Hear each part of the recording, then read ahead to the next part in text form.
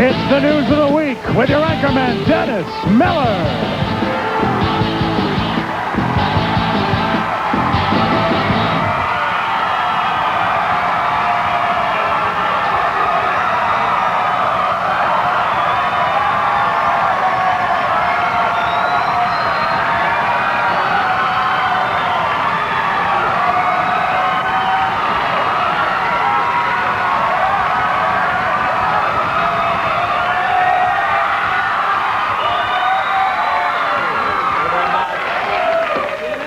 Much. Good evening, and what can I tell you? Bill Clinton campaigned in Philadelphia this week.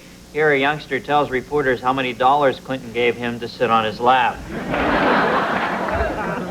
Things are leveling off for Bill Clinton in most of the country, but he's still most popular in Little Italy, where throngs of followers greet Il Deceptio wherever he goes.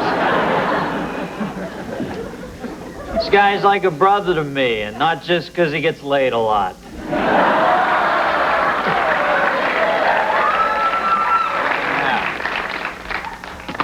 Clinton unwrapped his environmental package yesterday, and it took 2 hours to clean up all the styrofoam packing chips that he had used to store it in. I got it, Mr. Cue Card guy? I don't want to interrupt you, but it's best not to keep it behind your body completely like that.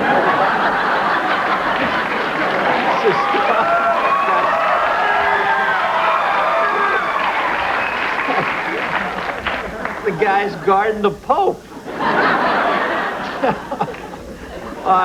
Here we see Clinton delighting an audience with his rendition of I'm a Little Teapot.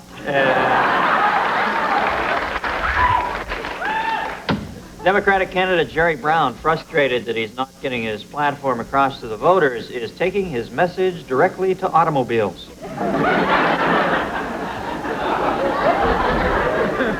And President Bush was revealed to be an animatronic figure this week when Secret Service agents forgot to put quarters in his slot and he ground to a halt during a recent speech.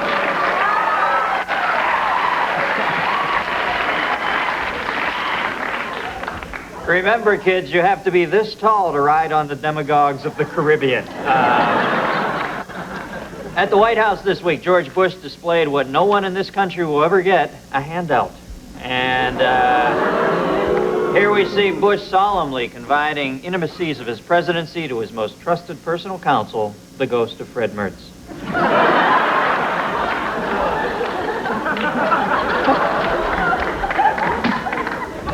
Fred, you better get that electric snake up to Mrs. McGillicuddy's room. Her toilet's clogged. An ad-lib I probably should have kept to myself. You know, after the success of her book, George and Barbara Bush have been reduced to being caddies for Millie, the White House dog. During what aides described as a moment of fatigue-induced euphoria, Bush flung his hands heavenward this week and exclaimed, "Calgon, take me away!"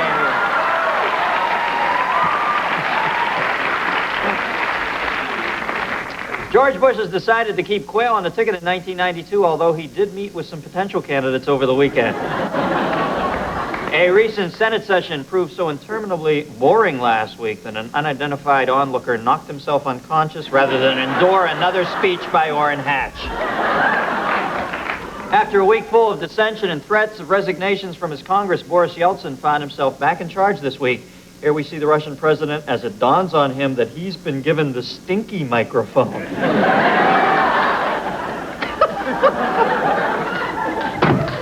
Okay, on three, we jump up and yell, "Coup!" It'll scare the crap out of them. Mikhail Gorbachev says he's ready to re-enter politics, and as you can see, the excitement is contagious in his native Russia. UN Secretary General Boutros Ghali, shown here reviewing troops in northern Cambodia, has recently announced that he is converting to Judaism and is changing his name to Boutros Birnbaum. F.W. de Klerk looks on disapprovingly this week after Nelson Mandela inflicted a painful wedgie on the startled leader.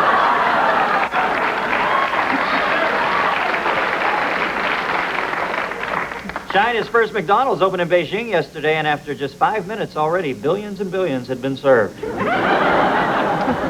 Chinese leader Deng Xiaoping plans to promote reform in a speech scheduled for Beijing University. He's going to promise the students that in the future they will only be attacked by jeeps. Imelda Marcos visited a monument to her late husband Ferdinand this week.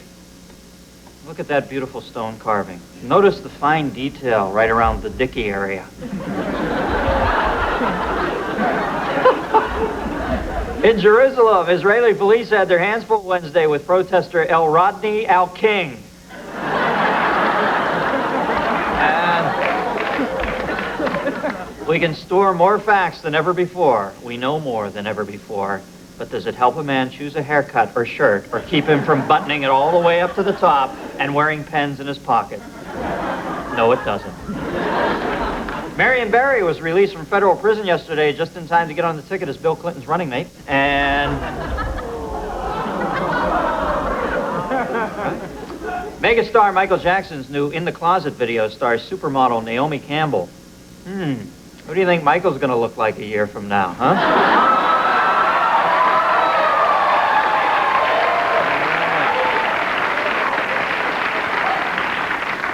And in Hollywood this week, all the members of the David Hasselhoff fan club pray he gets another TV series.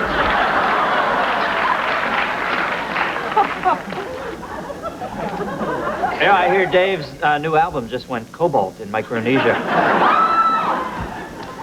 And a wayward gymnast landed a perfect dismount in the middle of the Chicago Board of Trade this week and then slyly traded 600 shares of IBM at 91.5. The New York City Taxi and Limousine Commission said yesterday that in order to improve customer-cabbie relations, all licensed applicants will have to take 40 hours of English lessons. Hey, what about 40 hours of driving lessons, okay? And California Angels second baseman Bobby Rose delighted fans this week when he gave birth to 190-pound Oakland Athletic Harold Baines.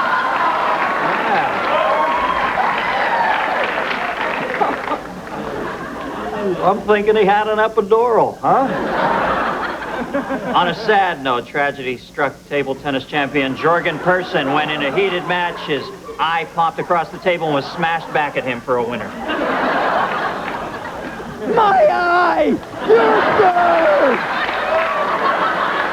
And finally, David Duke has officially dropped out of the presidential race. Well, I guess he finally saw the writing on the cave wall. Guess what, folks? That's the news, and I am out of here.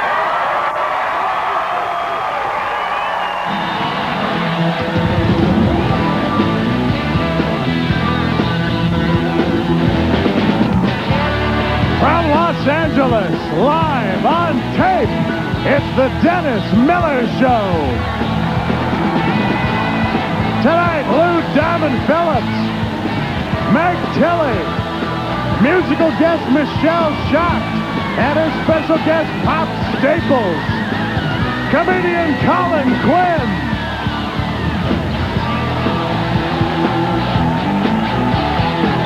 This portion of the Dennis Miller Show is brought to you by Dawn Dishwashing Liquid. It takes grease out of your way.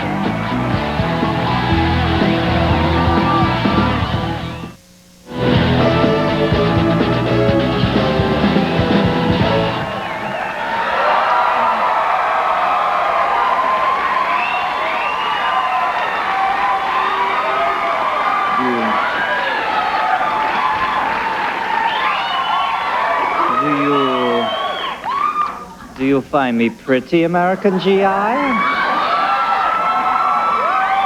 right. Just working a little Cheyenne Brando sort of thing here. Well, we had Earth Day a couple days ago. How did George Bush, the environmental president, spend his day? Well, we have his day planner from that day. 7 a.m., wake up, turn off diesel-powered alarm clock. What is that thing in the corner there? Oh, we should probably get that off the screen. Is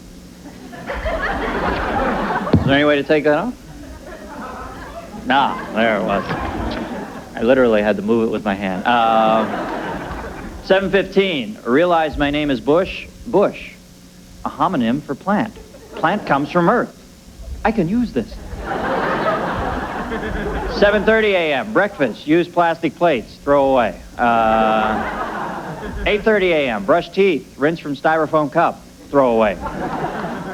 9 a.m. Note, make sure Dan knows this is Earth Day, not Eartha Kitt Day like he thought.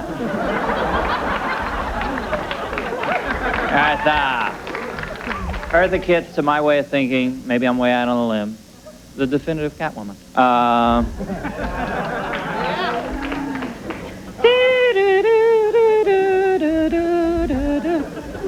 Now and forever, the Dennis Miller Show. 9:15, meeting with cabal of ozone-destroying industrialists. Promise them 364 days of business as usual. All right. It's the flower. 11 a.m., convince the American public that Republicans are biodegradable. Yeah. Now I feel safe going back to it. 11:15, golf cart to limo to jeep to cigarette boat to fish for rarest, nearest...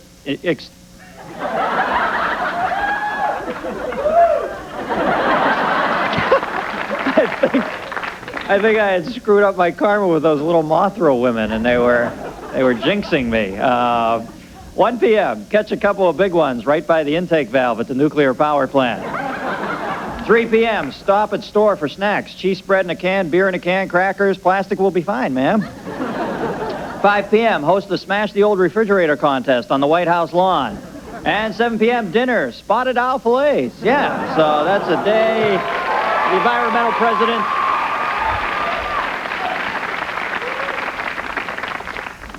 All right. I'm a little at loose ends, Nicky. What's with me tonight? I can't get it together. I don't know. Maybe it was the pollen from the pretty flower. You know what? I think you're right. I'm sleepy, Nick. Sleepy. Poppies. Poppies. Lions and tigers and Jay and Arsenio. Oh, my. My first guest is best known for his portrayal of Chavez in Young Guns. You know, I saw Young Guns the other night. Everybody in it is Martin Sheen's son, but nobody has the same last name. What the hell's going on in there? But he's also a leader in the young environment movement in this town. Please welcome Mr. Lou Diamond Phillips. Lou!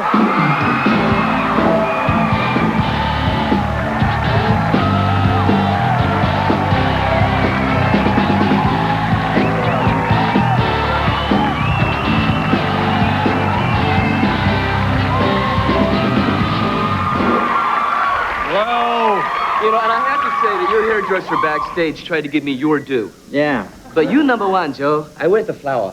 you number 10,000 butterfly. Now, is it really Lou Diamond? I heard it was Lou Cubic Zirconium, and you changed it. It was. I wanted something a little more organic. Where is it actually from? It's like a war hero, right? Yeah. There was actually a man named Lou Diamond who fought in the Pacific Theater where I was born, so to speak. During World War II, Brian Keith and Jack Warden, a couple of actors that I've worked with, had actually met the man in a bar in Tokyo in 1948 or something like that. But my father had read a biography on him and liked the name and named me Lou Diamond. You know, it seems like almost fate that he would name you that because it seems like such a cool name to be in movies. Yeah, and you know what I mean? I thought you had made it up or something or added it. Most people do, actually. They think there's a hyphen, or a lot of times I'm Lou Philip Michael Diamond Thomas. Or Edward James Diamond Philip Lou. Lou Diamond Cougar Mellencamp. That's it. But I dropped the Cougar to be taken more seriously. Johnny Cougar and the Cats. Now, tell me about Winds of Life. This is a group you're affiliated with. It doesn't only deal with the environment, though, does it? No, Winds of Life, and we can get into this. It's a big, it's a complex mishmash of organisms and whatever. But I've done a lot of Native American roles, as you and many other people know, and by spending a lot of time on reservations, either in Tuba City, Arizona with the Navajo and the Hopi tribes, or in South Dakota on the Pine Ridge with my adopted tribe, the Sioux people, the Oglala Lakota Nation, I've seen an awful lot of poverty, a lot of really rotten conditions. The third world lost hope exists. There, isn't there? Yeah, it's called the broken spirit, and it sucks. And there's a lot out there that's wrong.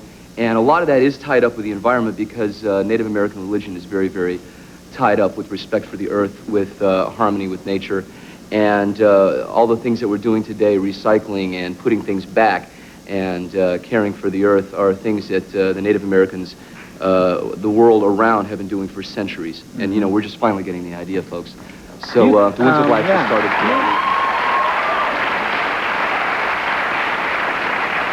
Guy, I notice that when you're in England, they have that class system. The caste system's brutal, and you almost sense this futile. The young men all seem, a lot of the young men who aren't privileged seem kind of beaten down. And is it similar? Do Indian people still feel a lingering resentment that this is theirs and we've screwed them, or do they just want to share it? I think it's pretty much right there in their face. Yeah, but I mean, what would be optimum? Obviously, they would peacefully coexist with us, right? It's just they got screwed completely. Yeah, right? No, I mean, it's a culture that's slowly disappearing. The languages, the native languages are disappearing. Native American religions are being taken away. 1978, the American Indian Religious Freedom Act does not have any teeth. I just wrote a letter to Congress. It's going in the congressional record. And it's all tied up with the land. We say, fine, we'll give you this reservation, we'll put you out on Mars where nothing can grow, and then all of a sudden, whoa, hey, there's uranium there? Yeah, can we lease that, you know? That kind of thing, and it gets a little nuts. No winner, is it? No. No wonder they feel beaten down. Yeah, but no, there is hope, man. I'm not a I want to talk about that hope. I got to take a break. We'll talk about the hope side after this with Lou Diamond Phillips, folks.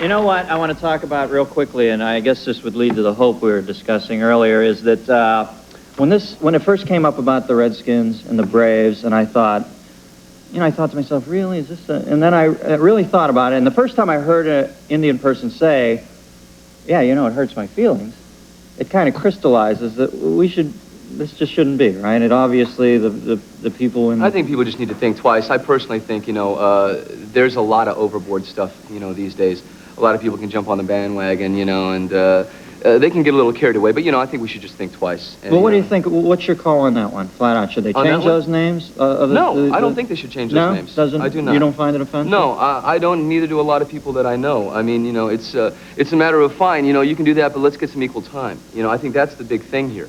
You know what I'm saying? So that's a little bit of a cosmetic change, but really there are more nuts and bolts you can change that, and everybody will forget about it, and Dances with Wolves will be on video cassette, and everybody will have seen it 10 times, and everybody will forget in 10 years. That's not what we're trying to do. Right. What we're trying to do is make something ingrained so that it's not just in vogue, that it becomes a part of our lifestyles here in this country. To think twice, to have respect for other people, That's all it is. Whew, I'm getting so carried away. Yeah. Now, you did a short subject on your group. It's actually a group that I founded. The director is a dear friend of mine, Ivan Schwartz, and with a Lakota Sioux brother of mine, Buddy Redbow. Ivan Schwartz of the Lakotas. Yes. Yeah, of the Schwartznick Indians. No, he is. He's a Heyoka. He's a wonderful, wonderful man who did the Earth Day concert in San Francisco about 2 years ago. Put the whole darn thing together. Mm-hmm. And yes, we did a video to kind of tell you what Winds of Life is all about. It's not just the environment; it's social issues, it's health, education, land, just the whole Ganza Magila that's going on out there. Ganza Magila? It's an Indian word. Ganza Magila, Ganza Magila. From Ivan's tribe, actually. Now, tell me, what are you doing on a lighter note? What are you doing showbiz-wise? What you working on now, entertainment-wise? I got two things coming out. The Dark Wind, sometime this summer, and Shadow of the Wolf with Tashir Mafuni, Jennifer Tilly, and Donald Sutherland in September, I think. And I start a film inspired by a true story. You're going to love this one. About the SIS, the sort of heavy-duty squad on the LAPD. And I do that film with Scott Glenn coming up in about a month. Yeah. So sensitive, and yet he can play tough guys, too. Lou, it's your duality that's such a turn-on. It's the facet of the diamond thing, it's crystalline and... That's your company's name, isn't it? Facet? Yeah, it is. It's scary. Now, what do you have a company for? I always wonder, do you want... A little too precious, that's good. Do you do things, actually? Or do you... I do. Yeah? I'm going to be directing soon. I'm writing. I've written 9 screenplays. A bunch of them are in development and pre-production and blah-de-blah-de. And, yes, I hopefully... I've been given a break. I'm a kid from Texas. I got lucky, trained, whatever, and hopefully I'm going to do the same thing for some other people. And, women and other, people from different communities. All right, Lou D. Good to meet you, man. Take care. Lou Diamond Phillips, folks. We'll be right back with Colin Quinn right after this.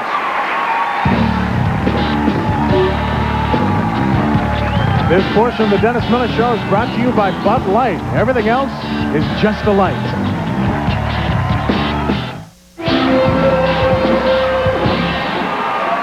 Welcome back. Welcome back. Your dreams were your ticket out. Welcome back.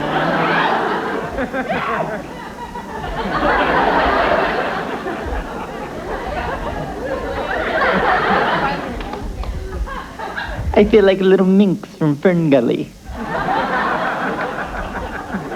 Just jiving you. It's a personality disorder. You know, my next guest is a comedian who I'm threatened by and fear will eventually take my position and throw me on the scrap heap. Somebody's stewing my strawberries, too. He's a comedian. I'm out of it, man. I have no clue. Somebody get me an IV of logic up here. He's the star of his own upcoming HBO One Night Stand. Funny guy, Colin Quinn. Colin!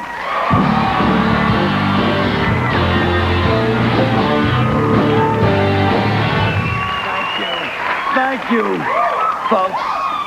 You gave me a better intro last time. I don't know if you saw it. Anyway, folks, I try and I try and I try.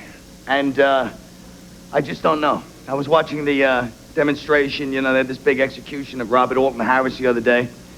And they had all these demonstrators outside. They were crying and saying you should spare his life. Anti-death penalty people, you know, which is their right. But you know, he was up there in his window looking at them going, oh, I'd like to stab him. I'd like to rape her. I'd like to hit him with a chair leg. I'd like to kick his cousin's eye out, you know. And they always talk about the sacred sanctity of human life. Precious human. Each human life is precious, folks. Each human life is precious. You ever see studs, folks? All right? Yeah. All right. That's all I want to say. You ever see the studio audience on America's Funniest Home Videos when they're voting to look in their eyes? There's your precious human life. Let's face it. I don't want to be cruel, folks. I'm not here to be cruel. But we have an overpopulation problem anyway. A lot of people, and this is the sad fact that no one wants to talk about, because everyone wants, is a lot of people are going to have to die. You know what I mean? It's just the way it's going to be, because it's too crowded, and a lot of other people could be comfortable and, you know, shake out their arms a little if there were less people around the earth. I'm watching the whole thing, and they have, and then the media's lying the whole time. They're saying, the Supreme Court justices have been up all night working on the case. Come on, folks, give me a break. You know, they all got their answering machines on. Hello, this is Justice Rehnquist.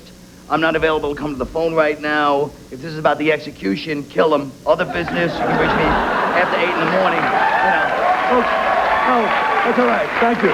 Really, I don't.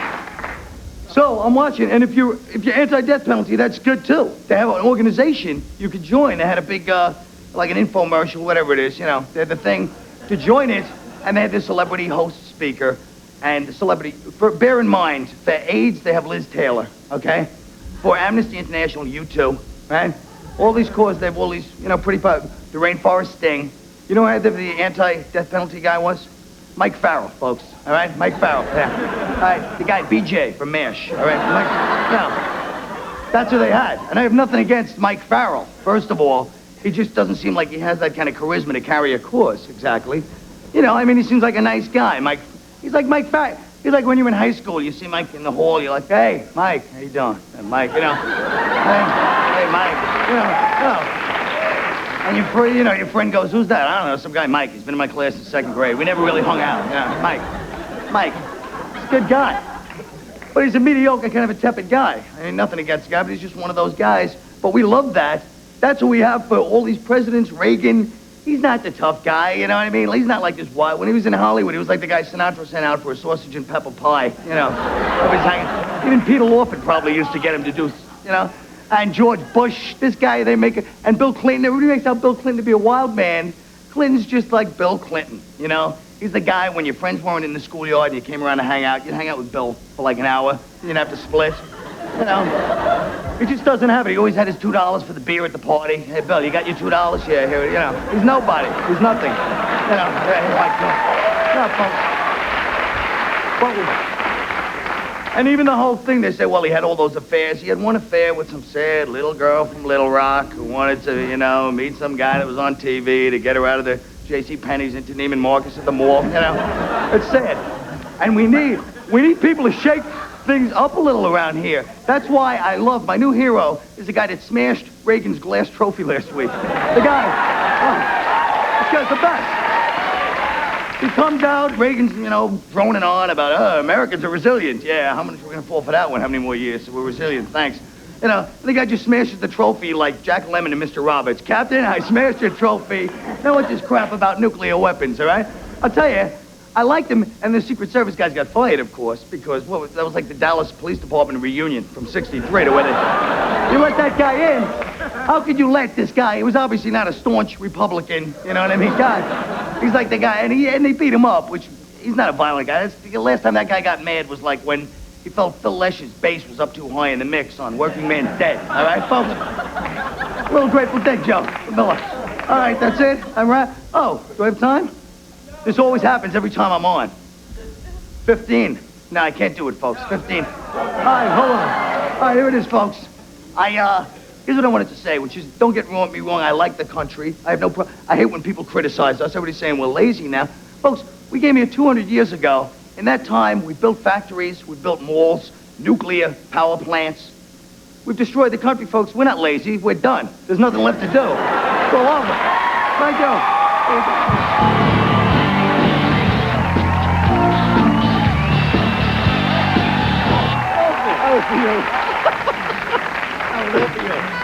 Where else are you going to get Phil Lesh references? Yeah, right here, brother. Lesh? All right, tell me about this pilot with Mario Joyner. It says here you guys did a pilot. I don't know if it's some gay three-way or you actually shot something for...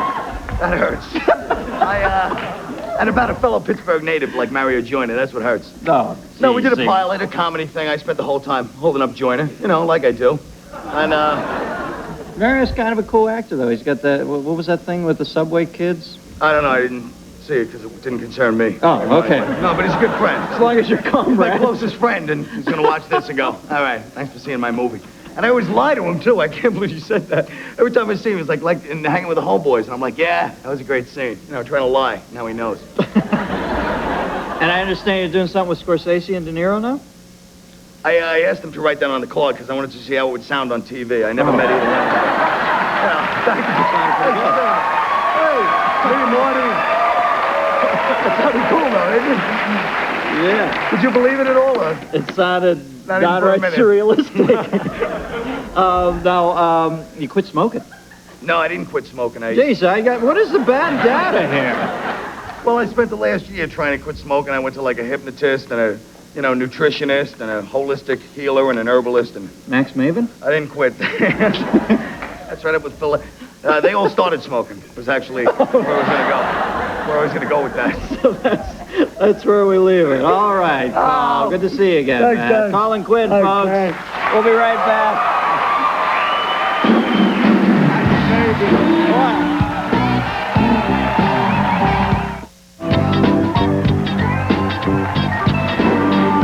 Welcome back, folks. All right. Yeah, this is going to be cool. Oh, by the way, Colin will be at the Comedy Corner in Colorado Springs, and next week at Cobb's Pub in San Francisco. All right, dig my next guest. They've enjoyed critical success. She has, for her last 3 albums, she's here with their latest, Arkansas Traveler, performing 33 RPM soul and joined by the legendary Pop Staples. Please welcome Shell Shock, folks.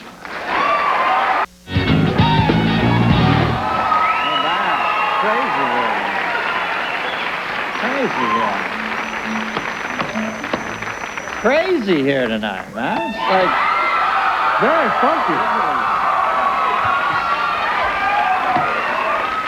I feel like I'm at Caligula's prom. Hey, They all went to sitting in Denny's tonight. for breakfast. What's that, Nicky? They all went to Denny's for breakfast after Caligula's prom. Evidently some symbiotic vibe between you and the crowd that I'm not privy to. We are communicating. Hey, I want to thank Pop Staples for sitting in tonight. He's got a new album out, too, called Peace to the Neighborhood. I see some of these songs produced by Bonnie Raitt, Jackson Browne, Ed Cherney, Willie Mitchell, Ry Cooder. Sounds like the real thing. No life is complete without it.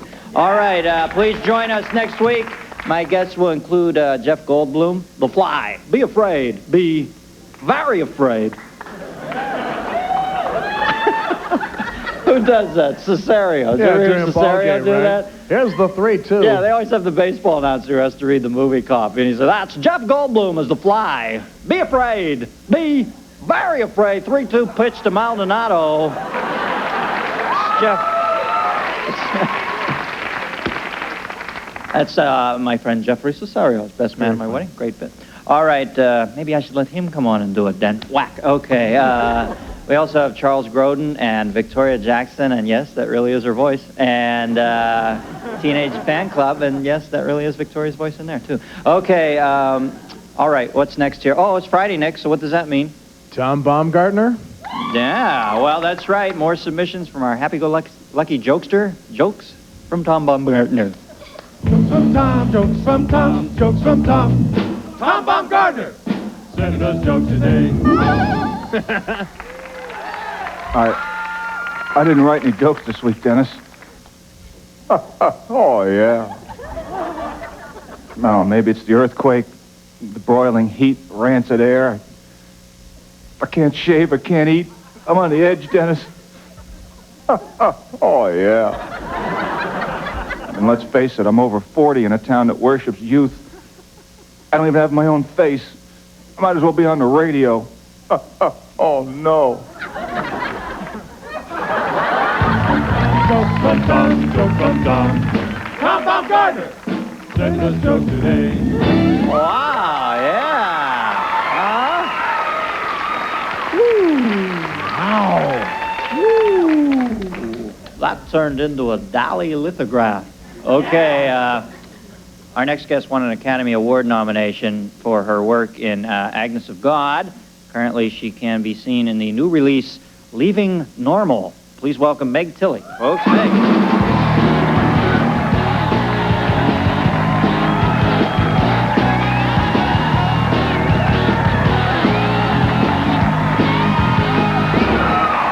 Hey, Meg. Had your sister on here long ago. She left Normal. No, you know what kills me is that anybody believes... Yeah, I don't know your sister, but I would venture a guess, since I know Victoria, and she's very bright behind the scenes.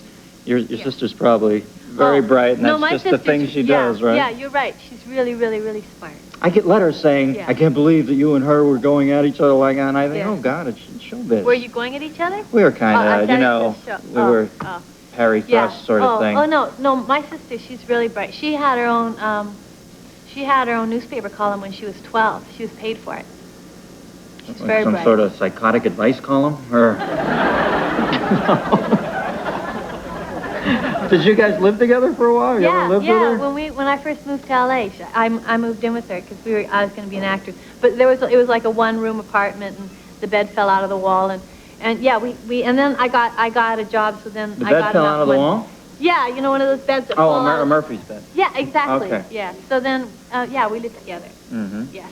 Some wild scenes there? Yeah, I remember there's one time when this guy, she was walking along. I wasn't there, but this is what she said. And then this guy was driving along, and he stopped, and he said, hey, and he was talking to her, and he asked if she'd go on a date. And so she said, okay, and then she came home, and I said, you what? And she's saying, I'm going on a date, and I said, you can't go on a date, you don't know him. She says, yeah, but I don't know anybody in the city. So then, like, the next day he was coming. I wore braces and stuff, but I put on my tough clothes, like my jean jacket and my cool clothes, and then he came and he, like, knocks on the door, and I said, who is it? And he goes, it's, I can't remember what his name was. And I said, put your driver's license under the door, and I made him, like, put his driver's license. I don't know. It's not that interesting. Sorry.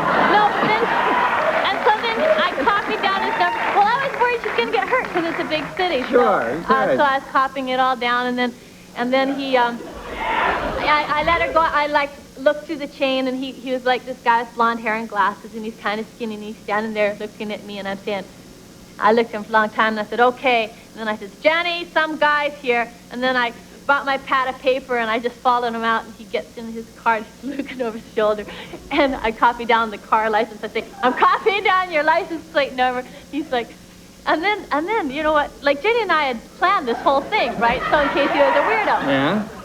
But then when they're driving away, Jenny, he says to her, oh, and she goes, yeah, my sister's really weird. I don't know, that was like, I felt betrayed, but.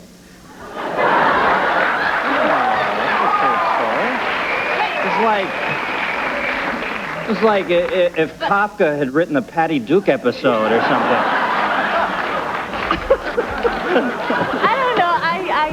I don't know how he got on the subject. I asked you if you had any amusing anecdotes, and you did. I tried to think of one, but... No, well, see, now I could listen to Tillyisms all night, because I find you too... I like that Tilly speak, you know? It's kind of fun for me. Oh. You guys just seem like unbridled, rambunctious, free spirits, and I find it interesting when you talk. I get so many pat answers here, you know? I like that sort of stream of consciousness, that Joycean rant I find interesting. Yeah. No, I do. I'm not putting you on. I just... So many of these talk shows are cookie cutter stuff. Yeah. I kind of like when the Tillys are on, because you just say, hey, how are you? And you get these wild, diffracted stories, and I find it interesting. We got to talk about the movie, though. I want to talk about Leaving Normal. Now, what do you play here? Like somebody who drops out? Well, the title seems to indicate... Yeah, Leaving Normal's a town that she lives in, but also Leaving Normal, to me, it's like leaving normal. It's like everybody tells you what's normal, and so you're trying so hard to fit yourself into normal, and then all of a sudden you say... And then it's like... The only way you're going to find normal for you is to leave normal so that you yourself can be normal for yourself. Why? I follow that, and I'm checking myself into an institution right after the show, because I do follow that. We have a clip from the movie. This is Leaving Normal. Let's watch it. Because it's mine. Because it's mine, and I want the things that are mine here with me. Curtis! Curtis, I paid for the damn thing anyway, okay? Because you will, because I know that there's somewhere inside of you, there's a shred of decency, and you will... Curtis, I'm only asking you to send me my own stuff! Oh! God, I know him, he won't send it. Okay. Fine. Ah! God! I married him! What is my problem? Yeah.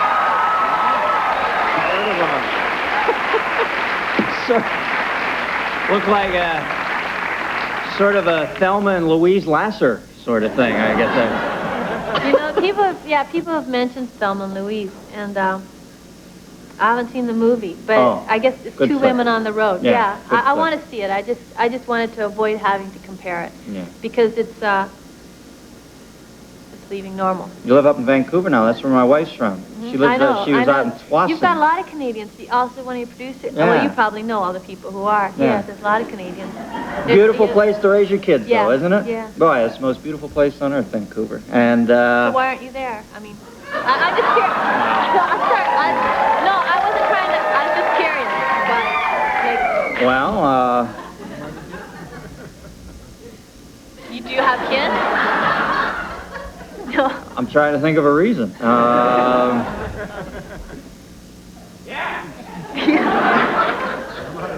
You know, you've held the mirror up to my life, and I'm quite embarrassed. I'm there because I'm thick in the middle of the showbiz thing, doing this show, and I can't do the show from up there. Or you'd be my only guest, and then you'd probably cancel out and do the local... Oh, yeah, because people wouldn't want to go to Vancouver. Yeah, I mean, you'd do the other competing talk show up there in Canada. Is there any? Yeah, it's called A. Leno. Hey. Oh. What's Canadian?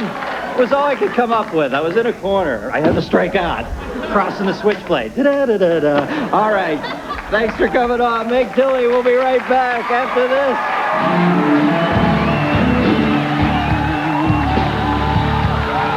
This portion of the Dennis Miller Show is brought to you by Hyundai, makers of the Excel, Scoop, Sonata, and the brand new Elantra.